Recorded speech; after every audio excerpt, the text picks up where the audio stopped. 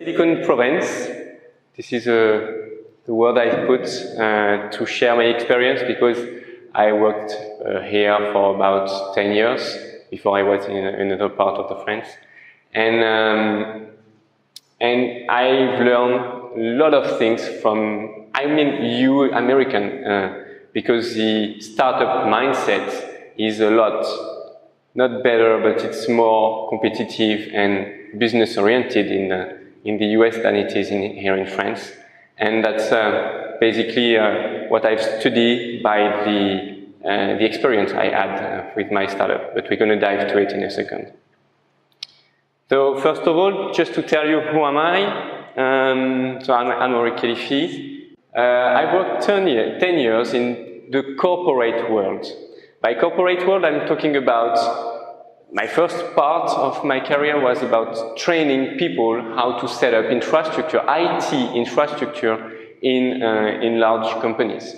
So it's managing server, how your email services work, how web platform works, how to manage 1,000, 10,000, 100,000 of connection on the same services. That's what my first part of my career was focused on. And then I move in the banking field. Banking field is very interesting too, because in addition to have a high traffic, you have a high security constraint. And that's leveraged me to a new level of technical aspects and skill sets. And about 4 years ago, I wanted just to left and to build my own plans. And by the end of 2012, I just started my own company by my own and with 2 other co-founders. And yes, I just dive in that new world, and I think I will never be able to get back on the corporate world again. But who knows? So, the first thing I've learned is the fact that the speed of an iteration is a lot more important than the quality of the iteration. Because if you focus on the quality from the beginning, you will for sure miss something. Because the market is not an exact science. A business is not an exact science. It's all about people's needs. And people's needs, the only way to really know what they need is by knowing them better, even better than themselves time to time. And that's exactly what people like Steve Jobs or others did when they create a product that didn't exist before. So, what is my startup story? We started this company who was called Whoopstore. Whoopstore was a marketplace where everyone can sell a digital content, a digital creation. So if you were an artist and you want to create an MP3 and you want to sell it on my platform, you can do so. You were able to do so. Like the same for writers, for trainers who want to sell videos, ebooks, and any kind of digital content can be, even today, be sold on the internet. And this is, it was the focus on my startup. So regarding the planning we had in 2010, I got the idea. This idea came from my first part of my career because I had about 1,000 slides of courses on my computer, but no one really used it anymore at that time. So I decided to create a platform to be able to sell previous content I've created before. Then we launched our startup in 2013, and there is a big gap between 2010 and 2013.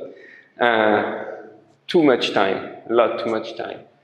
And just to tell you one first, and I think the biggest issue and the biggest mistake we did is the fact that we focused on building the software even before talking to potential customers. And it was, I think, the biggest mistake we did.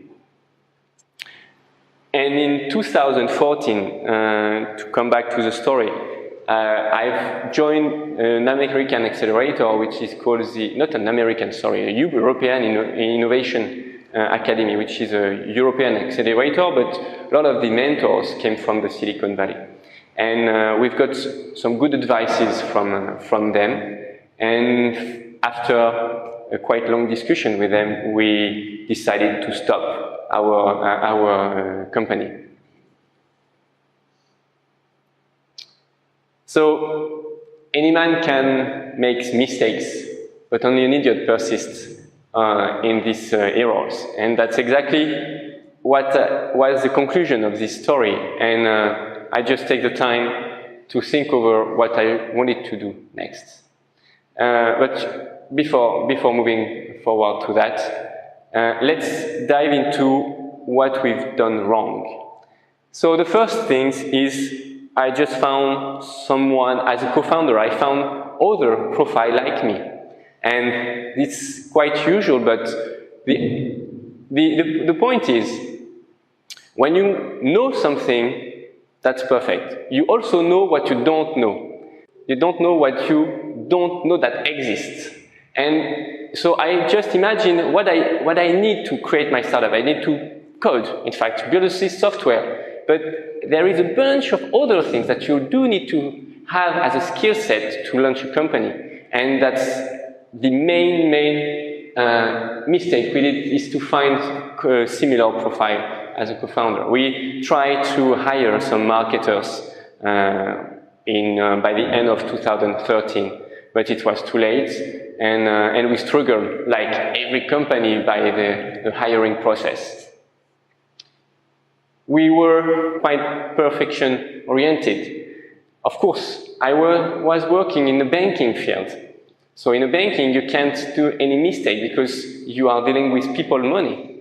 And so I started my company exactly in the same way. I thought, okay, first of all, what happens if someone tried to steal the money of my customers? What happens if I have some hijack on people, nasty people that want just to copy our product? So we run secretly. That's the third mistake.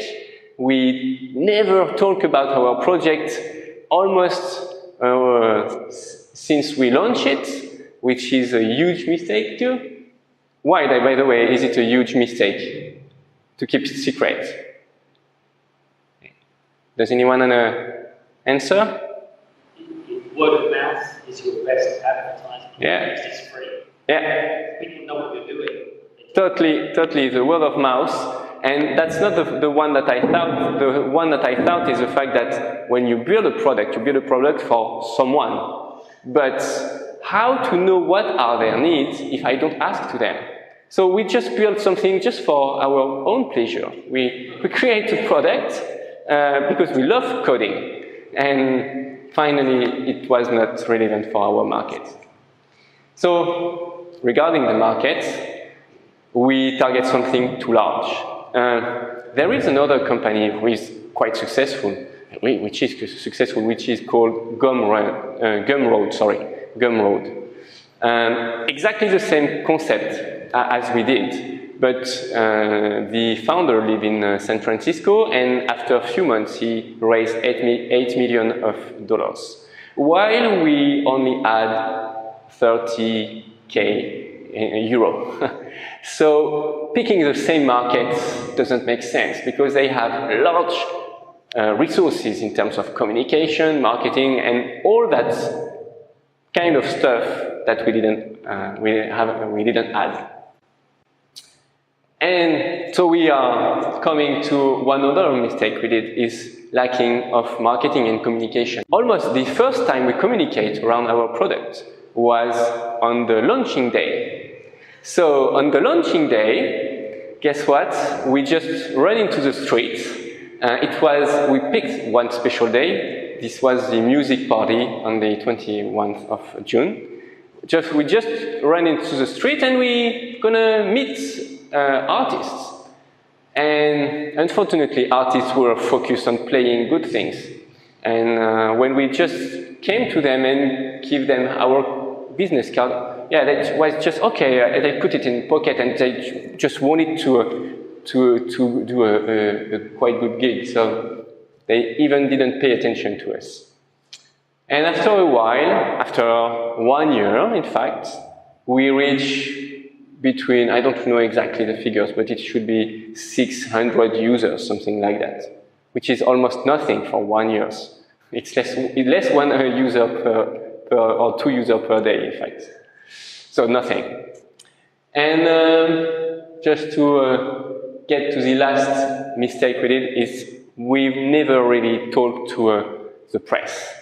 And how do you want to get known if you do not communicate? It's quite related to the previous point, in fact. We never really communicate. We only try to push our product with a quite pushy strategy. And just asking people if they want to buy our product, or not really buy, but use our product without putting the asset and why this product can help them. It was not relevant and effective. And one point I forgot to mention, the fact that we had a too large market. Why is it an issue to have a large market, especially as a startup? So having a very large market means that you have many kinds of customers. So when I'm talking to someone, like an artist, a musician, what are the common needs with an author or maybe with a trainer? And how can I have a good communication support which works with all of them? It's almost impossible. If you want to be nice with everyone, in fact, people are not going to see you. And that's exactly what we had as an issue. So by the summer of 2014, I just take that fail as a learning process, and I started to think how I should have done things differently. So the first point, selling from the day one.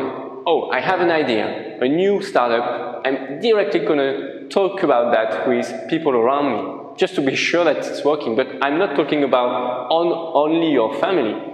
Try to just talk to someone in the street. It's going to work. For the story, when I was working on my pitch, I just get my pitch and I get into the street and try to talk to someone that don't know me to be sure that my talk was clear enough. Focusing on a niche. If you are a startup, you don't have so much resources, which means you can only satisfy one very small kind of person. But if you do it well, then you will be able to grow and maybe try to develop your business by targeting other kind of profile. Meeting as much people as possible. You know, we spend almost 1 year in a garage, just coding, building our project, while we should have get out and talking about our projects, starting to sell from the day one. It's exactly what I've put before. Just picking some emails and being able to communicate later on what we bring to them, what we're gonna bring to them. Creating the press release before the product. That's a nice way to try to sell something. I do not recommend to hand out your press release to the press before you start the product.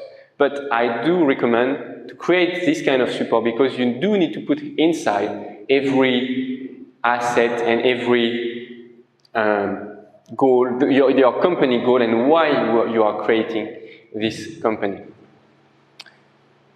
So yeah, we should have started building a community, create a minimal product, which means instead of spending 1 year of coding, just getting something very simple like a WordPress, a couple of plugins, something dirty, but that's going to work, that's going to make give the service away to our customer, and then after that we will be able to make things better and more reliable. It's in fact, it was and it is our skill set to build a strong and reliable software. So that's a new strategy, and the strategy that every good tech entrepreneur recommends is to test your market by just building something simple, but that's still working.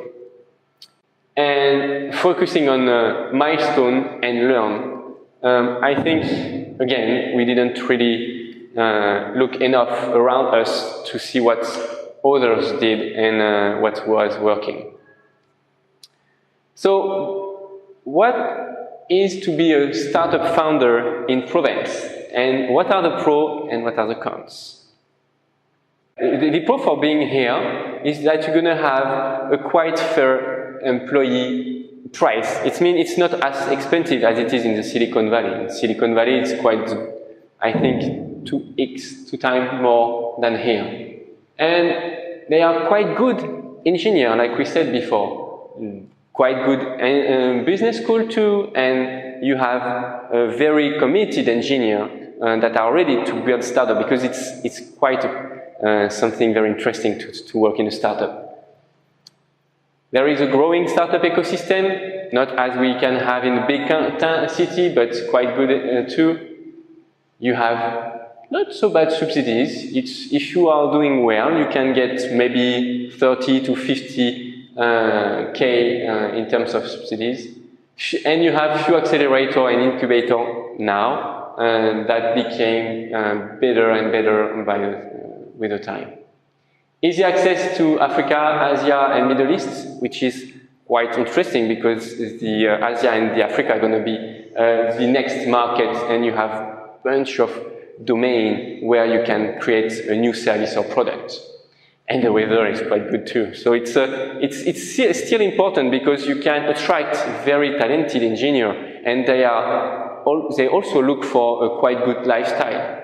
And why building a startup if you don't have a good lifestyle? So there are also some cons. It's easy to start but difficult to grow. You can start easily here in a company. But as soon as you reach your first round of investment, it becomes complicated to get a Series A, or even more a Series B round of fund. Lack of expertise. As soon as you want someone very, very specific, like in data science or learning machine, that's something that is quite difficult to have, and you do need to move in a bigger town like Paris. There is not so much investor here locally, just few business angel clubs, but still you can bring some money from somewhere else. At that point, and I think my conference is part of this demonstration, but French are quite bad in English, and that's a fact. So if you want to target the world, yeah, it's a bit difficult, but you have this quite good asset because you are American, so it's easier for you, I guess. Not so much expert in the area. Yeah, that's quite the same. It's like of expertise. If you need some help, you can ask for incubator, accelerator. There are a bunch of experts around your market, your field, and but not as you can have in the Silicon Valley. In the Silicon Valley, you have, of course, a lot of experts in the startup ecosystem. So, who are the French founders? So, you have 3 different kinds of founders. You have business school students. They just want to dive into entrepreneurship because at some point someone told them that it's great, and it is, but they usually need some help and some mentorship from someone that is more senior. But it works. And the good advantage when you are a student is the fact that you don't have big things to pay by the end of the month. It's not the same when you have between 30 or 40 years old, like me in fact, and you have children, you have wife, and the house, and all the cars to pay, and everything that is around yourself, and that if you need to pay 2K or 3K by the end of the month of fees, it's not the same as living like a student. And bootstrapping is a practice of having almost nothing until you reach you sell your first dollars is something that is easier for students or young entrepreneurs. And you also have some 40+ serial entrepreneurs, and they are quite few in the area. Some of them are very, very successful, and that's very interesting to talk with them and to let them guide you to not always to the success, but at least to avoid some pitfall. There is something that is around us here, is the French culture. The French culture is not the same at all as I told you than the US. We are always looking for perfection, while maybe as an American you are more focused on the business aspect. While here we love what we do, and that also means that we're going to spend hours on something that maybe is not relevant enough. And we stay inside our comfort zone. We started startup, and the first things we did is coding. The only things, not the only, but the things that was the easier for us to do. And again, if you want to start something new and have a new experience, yeah, you do need to get off your comfort zone. Look for creativity. That's something that is an asset here. French love creativity, and time to time they forget to focus. So brainstorming, it's a quite good sport in startup ecosystem, but after a big brainstorming, French mindset, that's something that I just saw and see time to time, is the fact it's quite difficult to focus. Okay, now we have a business, we need to satisfy some needs. So with a bunch of ideas, which one do we need to pick? And there are several things to be able to pick these right features at the right time. Like, what is the culture of your company? What are your values, your core value as a founder? Because when you build the startups, this is the mindset and the value of the founder that you're going to put in the brand. That's one point. What is the cost of the development of each features? Because if you have a feature that's going to cost you 1,000 while another one going to cost you 50,000, of course, it's going to help you to prioritize depending on that. And the third point, and which is, I think, the most important, is what does your customer need? And depending on that, depending on the assessment, the survey that you can run, the question that you can ask to your potential customers, it do need to orient you on the right roadmap. General inertia. This is something that when you are an entrepreneur, it's quite exceptional here, and people like entrepreneur. Still, when they stay entrepreneur and not a manager of a big company. I mean, as soon as the entrepreneur is not too much successful, that's fine. But as soon as it becomes successful, it's not so. People are just jealous because they didn't make the same. And there is a big inertia around the entrepreneur. And if you say that you're going to change the world, build a new product that does not exist, people just around you might be against you. And that's something that is quite difficult. While in the Silicon Valley, it's quite usual to just jump and move forward, and they don't pay too much attention to the risk. So fear of change, people are not risk-taking here. They want to preserve their own startup. And I think I'm quite a proof of that concept, because when you build a startup, you just need to put the money that you are ready to lose. Don't push so much. And I think this is a big difference.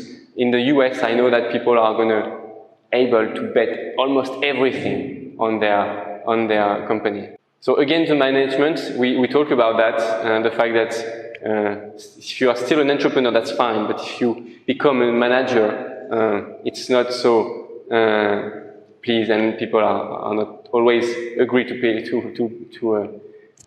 to work with you. And the fact that it's complicated today to be different in France, while everyone do the same, And if one person won't just, like I said, change the world, it's going to be very, very hard for him to convince people around him. The ego is something that is also inside our culture. When I started my company, I didn't thought that I should have been able to fail. And I thought that I know everything that was required to start my company. And I wasn't. And I really learned from it, and I think the better entrepreneurs in the world are very, very humble. And that's, I think, a skill I gained from this experience. And I think people are quite ashamed of failing, which is not my case now. I'm quite proud that I failed, because I've not failed. In fact, I've learned a lot, and that's exactly what led me to what I do today. So, just to get back to the local startup ecosystem, here in Marseille you have PayFactory, which is I think, one of the biggest accelerators in Marseille, with Marseille Innovation. PayFactory is a private one, while Marseille Innovation is a public accelerator in the area. You also have Impulse, which is a private accelerator. Cage has his Cage Nursery, which is a business school that just runs his own accelerator. And just around you have TVT Innovation, which is in Toulon, and also help digital entrepreneurs. And it's connected to an electronic school. And the next one, which is a camp, is a huge project that's going to take place in La Durane, in Aix-en-Provence. I don't know exactly the figures, but I think it's about 40 million of euros that's going to be invested in a kind of American campus, startup campus, and they want to bring a lot of great lecturers from the world to help the local ecosystem and even the French, to develop the startup mindset. If we just look at the global startup ecosystem, we are not so bad. We are in the 11th position behind, in Europe, London and Berlin. And I think this is it for the Europe. So that's interesting to see. Of course, the fourth one, American, which is a proof. And we need to know that 2 startups over 3 in the world are built in the US, which is, I think, a good sign that your practices are quite good. So, just to get back to where it led me, for the 2 last year, I have more than 30 startups. Now I am working on converting my services, because people want to work with myself, Amaury, to mentor them, to guide them, to avoid pitfall. I can't guarantee success, while 90% of startups in the world fail, but I can help to avoid lots of pitfalls and create a better product for their customers. So I am on the step 3. I'm working right now on the step 4, which is myctofriend.com, which means that I am a CTO, I am a technical officer, and I'm able to help founders to create a good product with high quality and something reliable, and that fits to their markets. And my long-term vision is to work with venture capital. I didn't mention that, but the mentors we got from the Silicon Valley works and are venture capital. And I feel, and we had a long discussion with them, it's very relevant for them to have a technical point of view when you invest in a startup. Just having a pitch is not enough. If you can have someone who is able to deep dive in the technical aspect of the product and just give you this feedback of if the product is ready for growth, if you need to recode everything, or if the team is mature enough to run this company on the next stage. And why not? I'm open, but yeah, I also imagine that if I want to keep learning, and in that learning process, why not moving in the US, working in an American incubator like I do today with local incubator. I also work with P Factory time to time, and in Marseille Innovation. So thank you for your silence. Thank you.